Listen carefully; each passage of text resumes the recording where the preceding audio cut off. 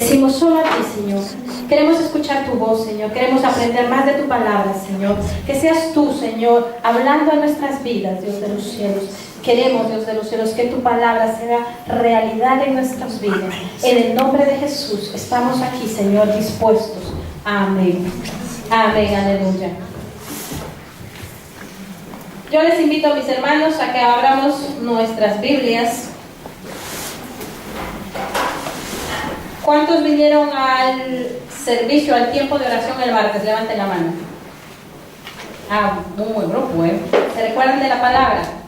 ¿Se recuerdan del inicio de la oración? Entonces, y se recuerdan que después yo les comenté que el Señor estaba preparando, estaba abriendo a su pueblo a nuevas cosas, con una palabra. Filipenses, capítulo 3.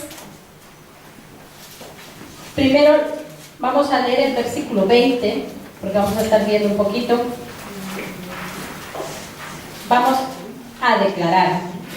Y quiero que lo hagamos todos, con fuerza. ¿Vale? ¿Lo tenemos, hermanos? Vamos a hablar de proseguir hacia la meta. ¿Quién es nuestra meta?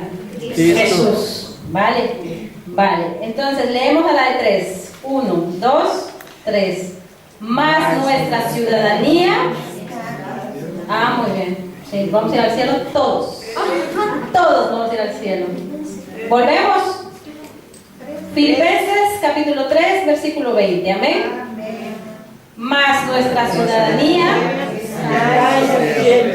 Donde también esperamos al Salvador, al Señor Jesucristo. ¿Cuál es su ciudadanía? El cielo. ¿Está esperando el cielo usted? Amén. ¿Y dónde está Cristo? Esperándonos allí. Entonces vamos a hablar sobre proseguir hacia la meta. Vamos a hablar de Pablo. Pablo tenía un propósito claro.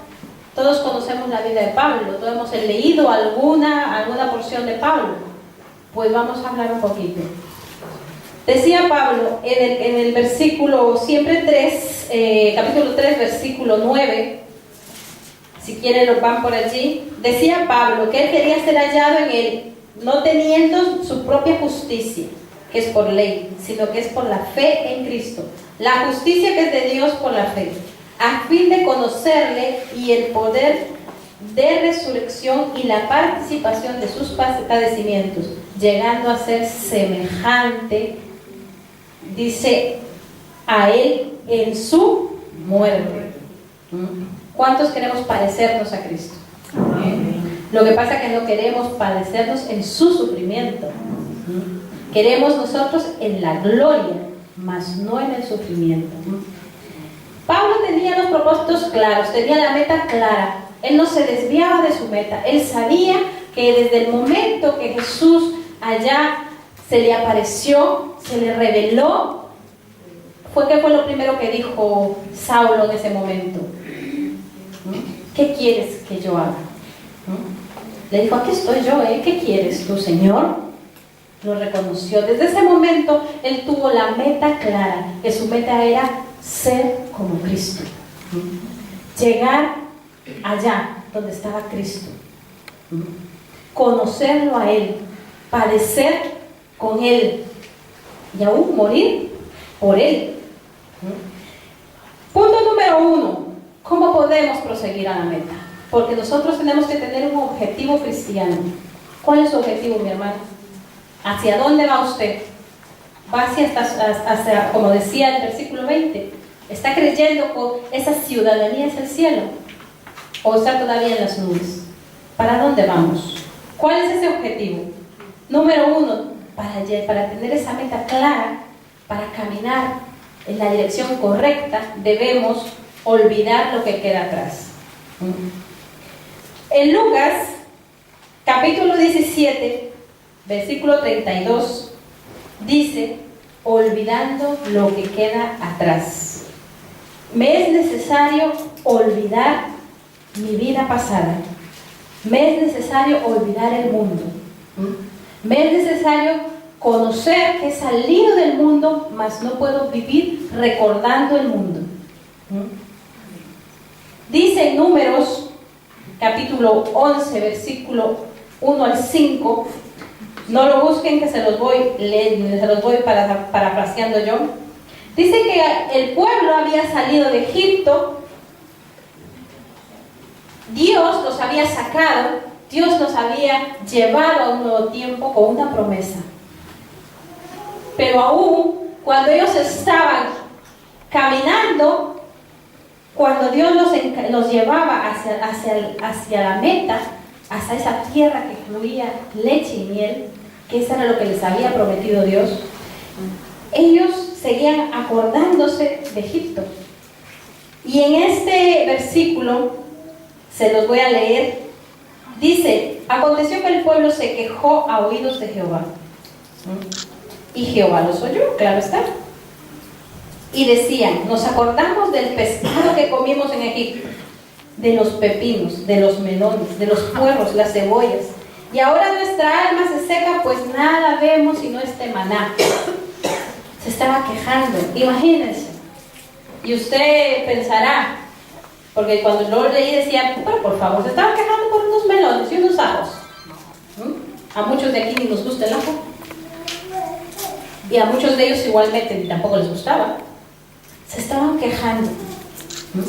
Estaban siendo malagradecidos de lo que Dios había hecho. Aceptaron la promesa, como usted y yo hemos aceptado la promesa, porque cuando aceptamos a Cristo, aceptamos una promesa de vida eterna. ¿Amén? ¿Cuántos han aceptado la promesa de vida eterna? Amén. Yo la he aceptado. Pero conforme vamos caminando, vamos recordando el pasado. O vamos recordando nuestra tierra, o vamos recordando lo que hicimos. Vivimos en el pasado, así como Egipto. Es curioso leer que Egipto estaba caminando con Dios. Los hermanos cantaban: por el día, columna, por el día, con la nube, y por la noche, columna de fuego. Imagínense cómo los tenía Dios. Mas aún así se estaban quejando. Mas aún allí estaban arremetiendo contra Dios. Y le estaban diciendo a Dios: ¿por qué nos sacaste de ahí si nosotros estábamos comiendo allí? Y aquí solo maná. Dios sabe en qué momento nos va a dar cada cosa. Amén. Dios sabe en qué momento va a proveer cada cosa. Si nos está dando leche hoy, pero nosotros queremos pan, esperemos. No hagan lo que hizo el pueblo de Israel, decir: bueno, Señor, cuando yo estaba en el mundo comía manjares, ahora ni pan tengo. No recuerde el pasado. Debemos de aprender a olvidar el pasado. Pablo decía en los versículos antes, decía: aunque yo tengo también de que confiar en la carne, si alguno piensa que tiene que confiar en la carne, yo más. Un Pablo que fue preso, un Pablo que padeció, un Pablo que venía de las alturas. Imagínense, plantéese usted, si Pablo estaba en lo alto, siendo un gran maestro, y después estaba en una cárcel polvorienta y no sé, húmeda, yo qué sé. Allí Pablo no estaba diciendo. Pablo decía: yo olvido lo que queda atrás. Y en unos versículos antes decía Pablo que él, eso que había ganado, lo tenía como pérdida. Todo lo que había hecho en su vida lo daba por perdido, por el conocer a Cristo. ¿Cuántos quieren olvidar lo que queda atrás? Amén. ¿Usted quiere olvidar, mi hermano? ¿O sigue viviendo en el pasado? ¿O sigue viviendo en su antigua vida? Cuando yo era, cuando yo fui, cuando yo hice. No, mi hermano, vivamos el presente. Es necesario olvidar también nuestros propios pecados, ya que fueron perdonados por Dios. Dice que cuando Dios nos perdona el pecado, Él no se acuerda de sus pecados. Somos nosotros que lo traemos al presente otra vez. ¿Cuántos de nosotros hemos dicho: yo hice tal cosa en tal tiempo? De verdad que no se puede. Dios no lo está recordando. Somos nosotros los que traemos a echarle basurita a nuestra vida. Pablo decía: es necesario dejar todo en el pasado, entregar la vida. ¿Cuántos han entregado su vida? ¿Cuántos han entregado todas sus posesiones? Como decía Cristina también, nuestra familia, nuestra posesión, nuestro trabajo, todo a Dios. Porque en un momento de nuestra vida cristiana decimos: Señor, te lo entrego todo. Pero mi hermano, esa decisión quiere acción. Y no solo por caminar, sino por hacer. Tengo que tomar determinación, porque van a venir las pruebas, porque van a venir las luchas, así como a Pablo le llegó la cárcel, así como a Pablo le llegó la persecución. También nos llega hoy en día, pero debemos de aprender de Pablo. Y Pablo decía: yo olvido lo que queda, lo que quedó atrás. Yo tengo por pérdida eso, porque para mí todo lo que estoy haciendo es ganancia, la cual, como dice en el versículo 22, nos llevará a nuestra verdadera ciudadanía. Somos extranjeros en esta tierra. Nuestra ciudad es el cielo. ¿Cuántos quieren ir al cielo? Amén. Si viene Cristo hoy, ¿cuántos se van al cielo? Dos. Amén. De verdad. ¿Cuántos se van al cielo? Amén. Ah, con miedo todavía. Vaya. Sigamos. A ver si al final de la predica vamos al cielo. Número 2. Por nada estéis afanosos. ¿Cuántos nos afanamos, sinceramente? ¿Cuántos nos desesperamos? ¿Cuántos nos angustiamos? ¿Cuánto la presión de la vida nos tiene así? Pablo nos dice en esta mañana: no nos afanéis. Filipenses 4, en el 4, versículo 4, dice: regocijaos en el Señor siempre. Insiste, otra vez os digo, regocijaos. Dile a tu hermano: regocijar en el Señor. A ver cómo le dice a tu hermano: regocíjate en el Señor. No se escucha. Regocíjate en el Señor como hijos de luz, Y dile otra vez, te digo, regocíjate. Porque eso es lo que dice la Biblia, ¿Cómo podemos evitar los afanes? Ahí Pablo lo está diciendo: regocíjense. Dice más adelante: vuestra gentileza sea conocida de todos los hombres, porque el Señor está cerca de nosotros.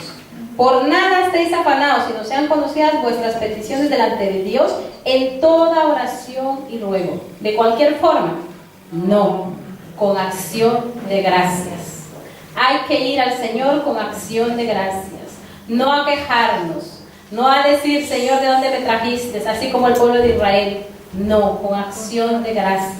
Hay que ir con acción de adoración, adorándolo a Él, porque cuando aprendemos a ser agradecidos, el poder de Dios lo vemos manifestado en nuestras vidas de una manera increíble. ¿Cómo podemos evitar los afanes? 1 Tesalonicenses 5:16 también nos da otro pincelazo. Si lo pueden ir a 1 Tesalonicenses, así lo miramos. 5:16. Pequeño, estar siempre gozosos. Dice: en cuanto a los hijos de Dios, siempre están gozosos. Usted siempre está gozoso las 24 horas del día, los 7 días de la semana y los 31 días del mes. ¿Sí está gozoso? Por nada estáis afanados, dice la palabra de Dios. Esto es un ejercicio. Cuando usted está intranquilo, cuando usted siente nervios, muchas veces vamos a los tranquilizantes o a los mates o a las infusiones. No, otra cosa es común. Entonces, a las infusiones o a los tranquilizantes, vamos a dejarlo ahí. ¿Qué hace esto? ¿Qué hace esto? En un momento de estrés, de angustia, nos tranquiliza, ¿sí que no? ¿O no? Malo será que no lo hará. Cualquier pastillita que le den a uno lo deja relajado. Pues la palabra de Dios es mucho más poderosa que eso. Amén. Andar en acción de gracias es mucho más poderosa que un tranquilizante. Cuando vamos a Dios y decimos: Señor, gracias, gracias, porque no estoy viviendo mi mejor momento, no estoy con mi mejor tiempo, pero tú conoces los tiempos. Tú conoces mi vida, tú conoces mis tiempos, y en el tiempo tuyo se hará conforme tu voluntad y tu propósito. Estar siempre gozosos, dice. En cuanto a otros, porque esto no se trata solo de mí, se trata de mi hermano. En cuanto a otros, dice: que la gentileza, la bondad, la benevolencia y la tolerancia viva con nosotros, esté en nosotros, habite en nuestros corazones.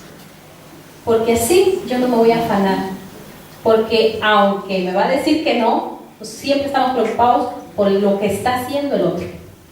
Siempre andamos preocupados si lo estás, y más si está haciendo algo malo.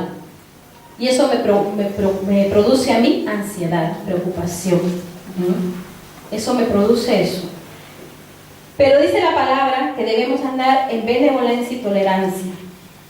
En cuanto a Dios, Primera de Pedro 5:7. Si tiene su Biblia, si es cristiano, evangélico, nacido de nuevo, traerá su Biblia a la iglesia, así es que, y la sabrá usar. Amén. Amén.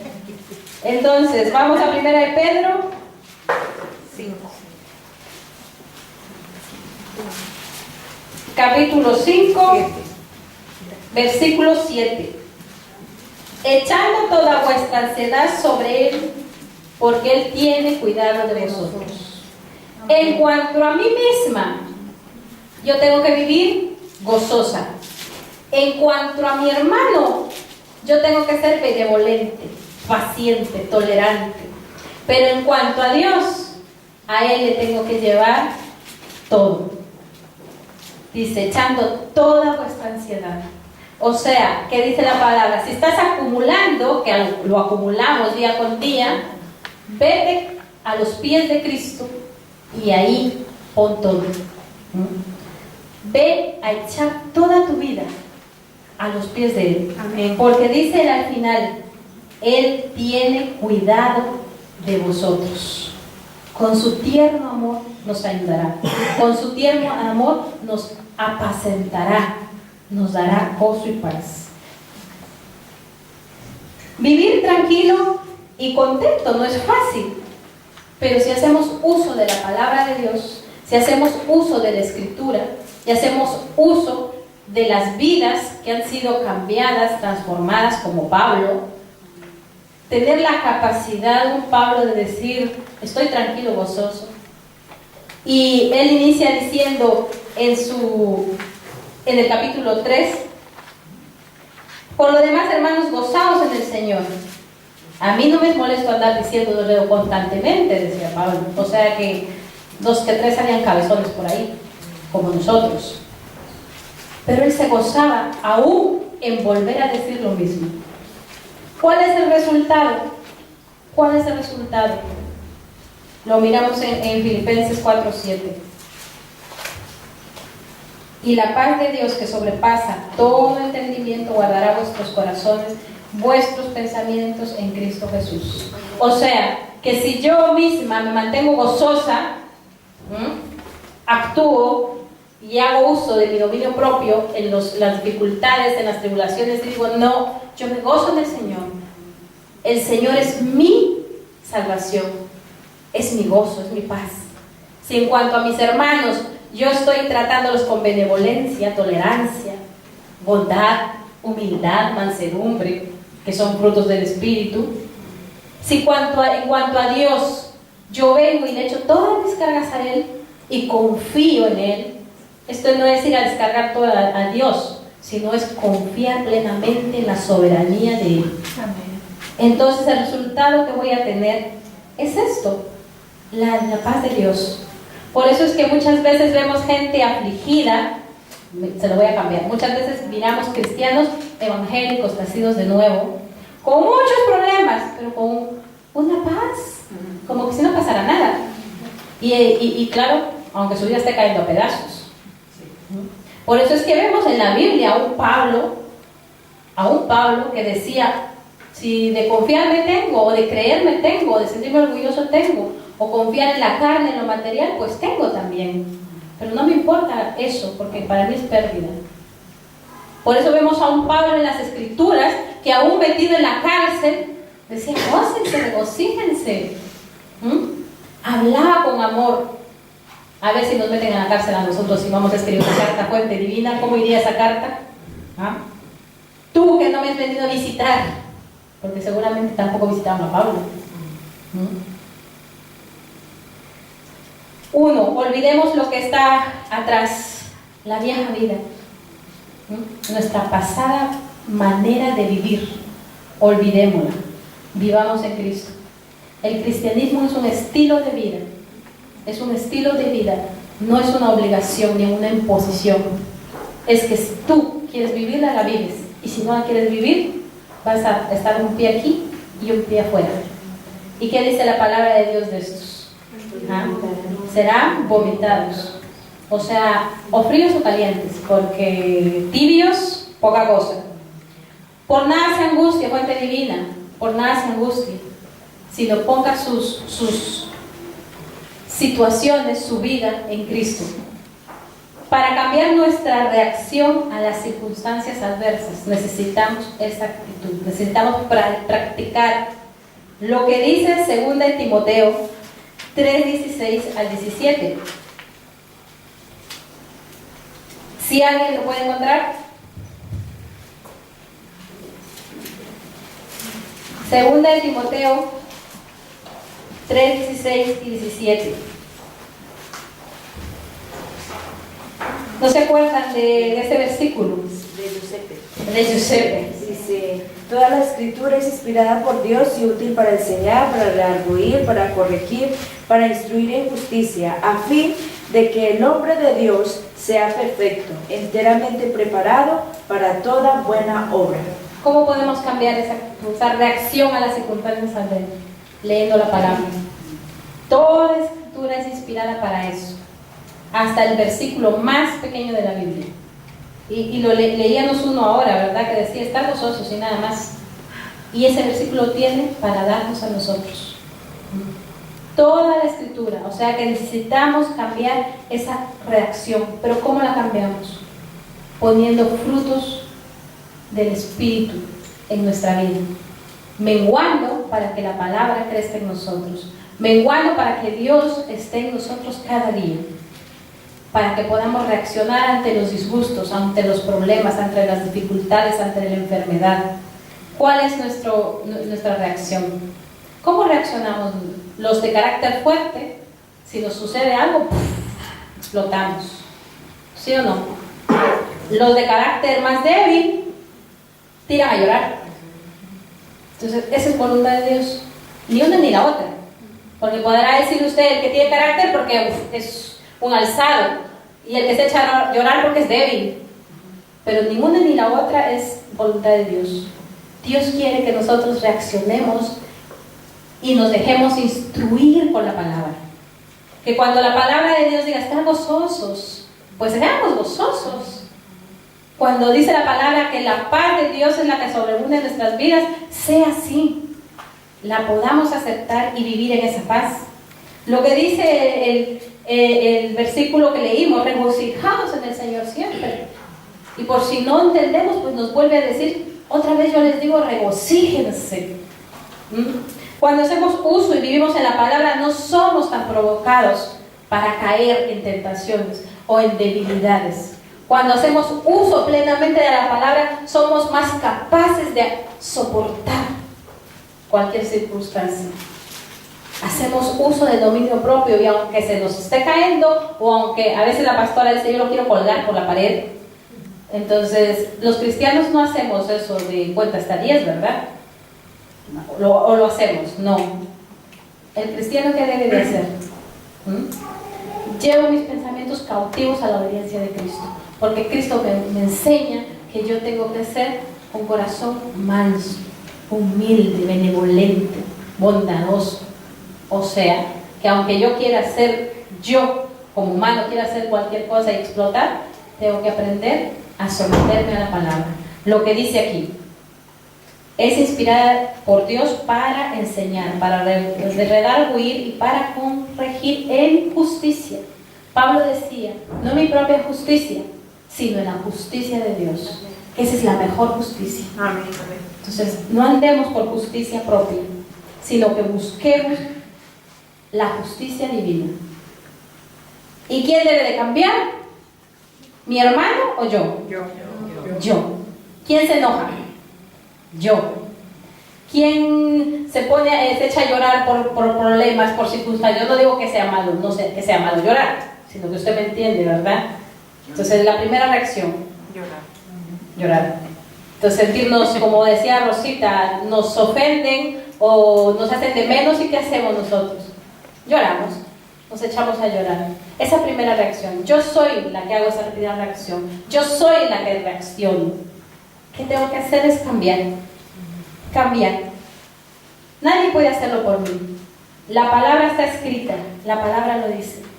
Está inspirada para eso, para que cambiemos nuestra vieja manera de vivir, para que actuemos, para que sigamos, para que prosigamos a la meta que es Cristo. ¿Y cómo vamos a llegar a Cristo? Cambiando nuestra manera de vivir, llevando ese estilo de vida que quiere Cristo que llevemos. Entonces, ¿cómo puedo hacerlo? Dejando todo atrás y quitándome los afanes. Eso se llama confianza. Primero rendición y luego confianza. Y una cosa muy importante, poner los ojos en Jesús. Filipenses 3:13 dice, extendiéndome a lo que está delante. ¿Qué tiene usted delante? ¿Qué tiene usted delante? ¿Qué tiene usted delante? ¿Se ha puesto a pensar eso? ¿Ah? ¿Qué está mirando usted? Estamos hablando de reacción, Estamos hablando de proseguir a la meta. Si usted tiene una meta, la tendrá como cristiano, un propósito como cristiano. ¿Qué tiene usted delante? ¿Qué es lo que tiene? ¿Qué decía Filipenses capítulo 3, versículo 20? Vamos allí y lo leemos.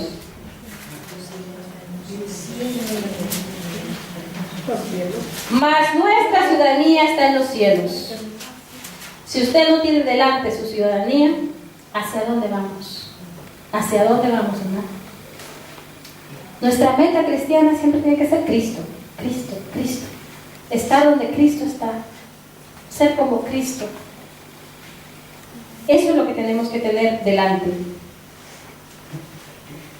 Lucas 13:24 dice, esforzaos por entrar por la puerta angosta, porque os digo que muchos procurarán entrar y no podrán entrar. Usted está entrando por la puerta angosta, mi hermano. Muchos empiezan la carrera, pero muchos no la terminan. Quiere vivir en esos muchos que empiezan y no terminan. Ya empezamos. ¿Quién empezó ya la carrera? Levante su mano si empezó la carrera. Ya empezamos la carrera. Porque desde que aceptamos a Cristo empezamos una nueva vida, una nueva carrera. Pero hay que correr para ganar. Para ganar. La palabra de Dios compara mucho con los atletas también. Ellos corren para ganar. Porque no miran el camino, miran la meta. Aún no miran el trofeo, miran la meta. Y así tenemos que ser los cristianos. Porque el trofeo está seguro, está asegurado. Nosotros tenemos que mirar la meta. Y la meta es Cristo. Amén. Amén. Hay una versión, en la versión actual de Hebreos 12, que es muy importante. Y se las voy a leer porque es distinta a lo que ustedes tienen. Mirando a Jesús. Poner los ojos en Jesús. Todas estas personas están a nuestro alrededor como testigos. Todas estas personas, esto lo ponemos individual, lo digo yo, todos ustedes están como testigos a mi alrededor. Por eso debemos dejar de lado el pecado, que es un estorbo. Pues la vida es una carrera que exige resistencia. Pongamos toda nuestra atención en Jesús, pues de Él viene nuestra confianza. Y Él es quien hace que confiemos cada vez más y mejor. Jesús soportó la vergüenza de morir clavado en la cruz, porque sabía que después de tanto sufrimiento sería muy feliz. Y ahora está sentado a la derecha del trono de Dios. ¿Cuántos quieren correr esa carrera? Eso está en Hebreos 12, 1 y 2. No crean, esta es otra versión, que a mí me gustó esta versión. Porque me gusta cuando dice, por eso debemos dejar de lado el pecado, que es un estorbo, pues la vida es una carrera que exige resistencia. Siempre. estando con Dios siempre nos van a exigir más. Y cuando nosotros pensemos que ya lo hemos dado todo, Dios nos exige más, hasta llegar a la estatura del varón perfecto. ¿Cuántos quieren llegar a la estatura del varón perfecto? Amén. Pues para eso debemos de olvidar nuestra vida. Todo lo que pasó, todo lo que vivimos, ayer es pasado, hoy es hoy, y mi futuro está en manos de Dios. Amén. Entonces yo no puedo vivir por el pasado. 2, debemos de dejar de estar preocuparnos, ¿no? Sino dejar todo, echar todas nuestras actividades a Cristo. 3, poner los ojos en Jesús. ¿En quién más, mi hermano? Yo les hablo de Pablo, pero Jesús es nuestra meta. Si miramos a Jesús, ¿cómo nos vamos a equivocar? Pero si verdaderamente estamos mirando a Jesús, si nuestros ojos están puestos en Jesús. 4, es necesario proseguir a la meta con deseo fuerte. O sea que el cristianismo, mis hermanos, es de hombres y mujeres valientes, que tengan ganas, que tengan deseos. Habían 2 ciegos cuando Jesús pasaba por alguno de los pueblos, que si usted quiere apuntarlo, está en Mateo 20, del 30 al 32. 2 ciegos clamaban a Jesús: ten misericordia de nosotros. Le dieron así mucho la lata, digamos, y le gritaban: ten misericordia, Jesús, ten misericordia de nosotros. Hasta que en algún momento Jesús les dijo: bueno, ¿qué quieren ustedes que yo les haga? ¿Qué quieren de mí? Entonces él dice una sola cosa: que recibamos la vista. Propósito claro. Propósito claro. Que sean abiertos nuestros ojos. Y fue hecho. Propósitos claros, mi hermano. Es necesario proseguir a la meta, pero con deseos fuertes, anhelar. No puedo decir: bueno, mi ciudadanía, pues no soy de aquí, soy del cielo, pero bueno, no ha llegado. No, anhelar esa ciudadanía, ser parte de esa ciudadanía. Cuando la palabra dice: somos real sacerdote, nación santa, créelo, mi hermano, que es eso. Es eso en tu vida, en tu casa, en tu familia, con los que están contigo. Establece el reino donde estés tú. Si tú no estableces el reino, ¿quién lo va a establecer? ¿Quién va a predicar? ¿Quién va a hablar? Como decía Mayer, si en cada momento hay que aprovechar. Hay que aprovechar. Unos van y evangelizan, otros pueden ir de casa en casa, otros de portal en portal, otros dando el tratado. Cualquier manera. En el bus, establece el reino de Dios. Ya llegará el tiempo donde esa semilla que tú sembraste florecerá. Dios tiene los tiempos en su mano. Pero una cosa es esencial: pelea, lucha, camina la vida del cristianismo, vive la vida del cristianismo, no de cualquier forma, sino con deseo. Ponle garra a la vida cristiana. Pon esa fuerza en lo que haces, en lo que estás trabajando en la iglesia, cuando abres la palabra. 5. La fe tiene que ser genuina y la esperanza tiene que ser viva. ¿Quién es tu fe? ¿Dónde está tu fe? ¿En quién estás poniendo tu fe? Porque si la tienes en Cristo, grandes cosas suceden en tu vida. Como decía Mario, todos los días nos suceden grandes cosas, y hace grandes cosas Dios. Lo que pasa es que no lo decimos, pero Dios está obrando. Vivimos de acuerdo a lo que creemos, y nuestra vida es producto de lo que yo realmente creo. Así es que pregúntale a tu hermano en esta mañana: ¿en qué crees tú? Pregúntaselo. ¿En qué estás creyendo tú? Porque si no somos capaces, mi hermano, si no somos capaces de decir de hermano a hermano, porque aquí todos nos tenemos confianza, ¿sí o no? Entonces somos hijos de Dios. Si no tenemos confianza en decirme: yo creo en Jesús, ¿cómo se lo voy a decir al que no conozco a la calle? ¿Cómo me voy a animar yo a decirle a un desconocido en el bus: yo creo en Jesús? Muy difícil, mi hermano, ¿no? ¿En qué estás creyendo? ¿En dónde estás poniendo tu confianza? ¿Tu confianza está en ti? Porque muchos creemos que somos fuertes, ¿no? Y podemos hacer muchas cosas. o tu confianza está en el trabajo o en tu posición. Lo que decía Pablo, hagamos lo que dice Pablo: sed imitadores de mí como yo soy de Cristo, decía Pablo, porque si alguien tiene de qué creerse, dijo Pablo, soy yo, pero no me creo en eso, no me siento orgulloso de eso. La fe tiene que ser genuina y la esperanza tiene que ser viva. ¿Cómo hacemos eso? Yendo a la cruz siempre. Siempre necesitamos volver a la cruz, volver al inicio, volver a ese sacrificio. Porque por más que nosotros seamos teólogos, maestros, la cruz siempre tiene nuevas cosas para nosotros. Nosotros podemos ir a la cruz y el Señor se revela a nuestra vida de manera diferente, de manera genuina, auténtica. Vamos a la cruz. La mente es tan poderosa que si yo le digo a alguien, si hacemos un ejercicio de mentalidad, si yo le digo a alguien que tiene calor y estoy sobre él diciéndole, aquí es un frío que te mueres, estás en Alaska, a los 5 minutos va a empezar a tener frío, aunque esté sentado calientito. Y usted dirá, no es posible. Es posible. Científicamente está comprobado que si una persona se sienta en un lugar calientito y yo lo convenzo que está frío, que está en Alaska, ese ser va a empezar a tener frío y se va a congelar ahí. Porque ¿qué? Somos humanos, ¿no?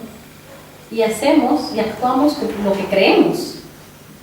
O sea que si está creyendo en su trabajo, mi hermano, va a actuar así. Su confianza está en el trabajo, pues va a actuar así. Y nadie le va a mover nada a su alrededor. Nadie le va a quitar nada a su alrededor, porque usted está confiando en el trabajo. En Números hay una porción muy bonita que me gustó.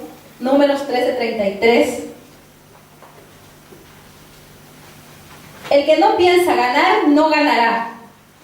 O sea, lo que vuelvo y pregunto, ¿cuántos se van a ir al cielo? Amén. Si usted piensa, mi hermano, que se va a ir al cielo, va a ganar. Pero si estamos dudando, ¿a dónde vamos? ¿A dónde vamos? En Números 13:33, los israelitas se comportaron como langostas. ¿Alguien lo tiene? Amén. Para que lo escuchemos directamente de la palabra. También vimos allí gigantes, hijos de Anak, raza de los gigantes, y éramos nosotros a nuestro parecer como langostas, y así les parecíamos a ellos. Éramos nosotros como langostas. Ya se lo tenían encajonado. No podían hacer otra cosa más que langostas. Y a veces así nos sentimos delante de los problemas. Y se lo voy a poner más fuerte. A veces así nos sentimos delante del diablo. Miramos al diablo, si el diablo es el gigante que nos va a aplastar, ¿y yo quién soy? Langosta. Seguro me va a aplastar. Pero cuando la palabra de Dios dice que Dios es el poderoso gigante guerrero, lo creemos. ¿Y cómo actuamos? Lo que yo creo, como creo, actúo. Como creo, actúo. Si estoy sintiendo temor y miedo, seguramente que lo que voy a hacer, lo voy a hacer con temor y miedo. Si yo estoy haciendo las cosas así a medio, es porque yo estoy pensando que no vale la pena. Si yo estoy trabajando a mitad en la iglesia, estoy pensando que no vale la pena. Y me va a decir usted, ¿me está juzgando? No, la palabra lo dice claro. Nuestra fe tiene que ser genuina.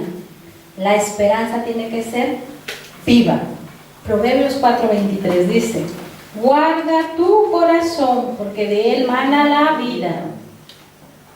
Si en tu corazón hay amor por Cristo, eso va a reflejar tu vida. Si tú estás creyendo en Cristo fielmente, con toda la mente, con todo el corazón, con todo tu cuerpo y tu alma, eso va a estar reflejado. ¿Qué está reflejando hasta hoy? ¿Qué estás reflejando en tu casa? ¿Qué estás reflejando en tu trabajo, con tus amigos? Pablo decía, yo sé a quién le he creído y estoy seguro que es poderoso para guardar mi depósito para aquel día. Imagínense. Los israelitas estaban diciendo, ahí hay gigantes y nosotros somos como langostas. Por eso ellos nos ven como langostas, pero antes ellos lo piensan, ¿no? Antes ellos se aseguran de que son. Pero Pablo dice, yo sé en quién he creído. O sea, me gustó lo que dijo Rosita, cuando te vengan a decir a ti que no vales nada, ¿qué vas a decir tú? ¿Vas a echar a llorar? ¿O te vas a enfadar? ¿Reacciones? No, yo sé en quién he creído. Yo sé quién me ha llamado. Yo sé quién me ha rescatado. Yo sé quién ha muerto por mí. Yo sé quién derramó su sangre por mí. Yo tengo que estar seguro, mi hermano, de quién es Cristo y qué ha hecho Cristo por mí. Nadie puede venir a decirme a mí que no valgo. Nadie puede venir a mí a decirme que no soy nada, porque en Cristo soy poderoso. En Cristo. Pero ahí está el lazo. Si creemos en Cristo, lo somos. Primera de Pedro 3:15 dice, porque se puede ver en la conducta en el que habla en la vida entera que el cristiano tiene una esperanza de vida. En la conducta. Primera de Pedro 3:15. Si lo tienen, lo leemos. Al contrario, santificad a Dios el Señor en vuestros corazones y estad siempre preparados para presentar defensa con mansedumbre y reverencia ante todo el que os demande razón de la esperanza que hay en vosotros. O sea, en otras palabras, prepárense, estar preparados. Hay que estar preparados. ¿Por qué demanda razón la esperanza? Porque nosotros tenemos que ser reflejo de la vida de Cristo, de lo que Cristo hizo en mi vida, del sacrificio de Cristo, lo que decía Pablo, para ser partícipes en su muerte, pero no solo en su muerte, en su resurrección. Ser partícipes de sus padecimientos, pero también ser partícipes de la resurrección, del levantamiento de los muertos, de la gloria de Dios. Debemos de tener esa fe genuina. ¿Cuántos quieren una fe genuina? Esa fe se encuentra en la cruz. Esa fe podemos renovar cada día y aumentar nuestra fe solo en la cruz. La esperanza tiene que ser viva. ¿Quién es tu esperanza? ¿Es Cristo tu esperanza? Amén. Pablo dice, una cosa hago. ¿Qué hacía Pablo? Una cosa hago. Fueron palabras que usó Pablo. Yo sé en quién he creído. Nadie podía refutar eso. Nadie. ¿Puedes decir tú lo mismo? Amén. Recordemos que actuamos, hablamos y en todo sentido vivimos de acuerdo a lo que creemos siempre. En Pablo vemos la concentración de sus esfuerzos y el propósito de hacer la obra que el Señor le había encomendado. ¿Qué podemos decir de Pablo? Por más que podamos leer y estudiar a Pablo, Pablo decía, yo prosigo la meta, que es Cristo. Yo sigo caminando, porque sé en quién he creído, porque sé quién me ha llamado. ¿Estamos seguros, mi hermano? ¿Quién nos ha llamado? ¿En quién estamos creyendo? ¿Estamos seguros de hacia dónde vamos? ¿Cuál es el propósito que tiene Dios para nuestra vida? ¿A qué nos ha llamado Dios? ¿Ya dejamos nuestra vieja manera de vivir? ¿Ya dejamos el pasado o estamos como los israelitas? Viviendo con Cristo pero recordando lo que pasó antes. Nos afanamos, nos angustiamos. Aún vivimos en esas angustias y en esa desesperación. Dice la palabra de Dios que Cristo murió por nuestros pecados. Gloria, amén, aleluya. Y Cristo murió por nuestras enfermedades. Gloria a Dios. Pero también Cristo murió para llevar nuestras culpas. para que todo pecado fuera perdonado, pero fuera liberado, las vidas fueran libertadas y pudieran vivir en la verdadera vida, en la vida eterna, en la vida gozosa que Él tiene para cada uno de nosotros. Hay un propósito en su vida, mi hermano, hay un propósito en mi vida. Y debemos alcanzar ese propósito. Debemos que caminar hacia esa meta. Cristo tiene grandes cosas para cada uno de nosotros. Jóvenes, ¿cuál es el propósito de su vida? ¿Qué tan fuerte está la esperanza y la fe? Mujeres, hombres, esposos, esposas, ¿qué tan fuerte está la fe y la esperanza? Hay una pregunta que cuando leí me impactó. Los jóvenes dicen, empecemos por los jóvenes, ¿qué tienes? ¿Qué propósito tienes en tu vida, un joven? O el joven me dirá, pues bueno, necesito estudiar. Buen plan. Los hombres podrán decir, quiero ser exitoso en mi negocio o en mi empresa, o quiero ser exitoso en la profesión que tengo. También es una meta lógica en nuestra vida, ¿eh?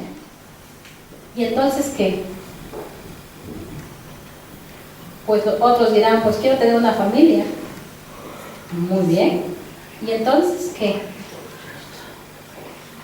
Otros más mayores dirán, pues yo quiero jubilarme, descansar, relajarme, viajar. ¿Vale? Magnífico. ¿Y entonces qué? Ya en la final de nuestra vida, pues después de tener una vejez en paz. Es un plan de vida. ¿Y entonces qué? Algún día tenemos que morir. ¿O no va a morir usted? ¿Cuántos van a morir? Amén. Ojalá lo hagamos de ancianos, ¿eh? ¿Y entonces qué? Yo le pregunto, cuando llega el día de su muerte, ¿entonces qué? ¿A dónde vamos? ¿No? ¿Esto es pensar en futuro? No, es pensar ahora. Porque le va a llegar el día de la muerte, me va a llegar el día de la muerte. ¿Y entonces qué, mi hermano? ¿Qué va a haber? ¿Angustia? ¿Desesperación? ¿O va a haber gozo y alegría? Yo invito a Pablito que pase por aquí. ¿Qué va a haber en nuestra vida, mi hermano? Los afanes de la vida son muchos y grandes. La vida hay que vivirla, dice. Es una carrera que hay que vivirla. Pero ¿cómo? La carrera de un cristiano, ¿cómo lo vamos a vivir? Número 1, olvidando lo que dejamos atrás. Número 2, por nada estéis afanosos.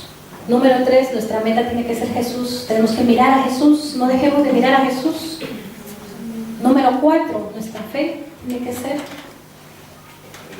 pura, genuina.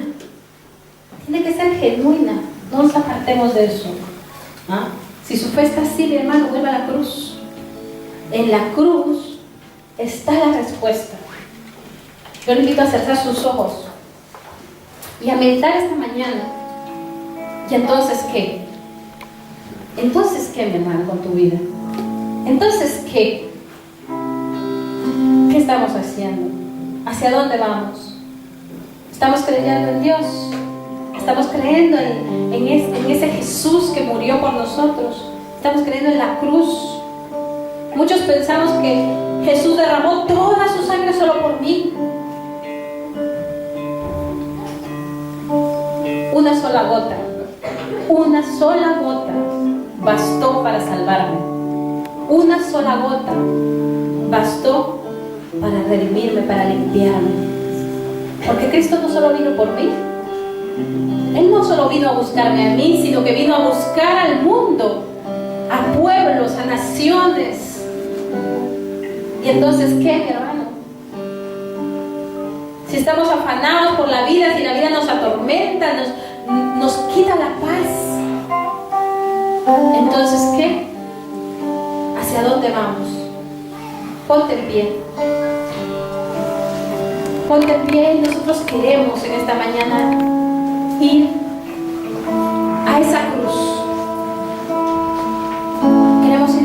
cierra tus ojos, coge la mano a tu hermano que está allí.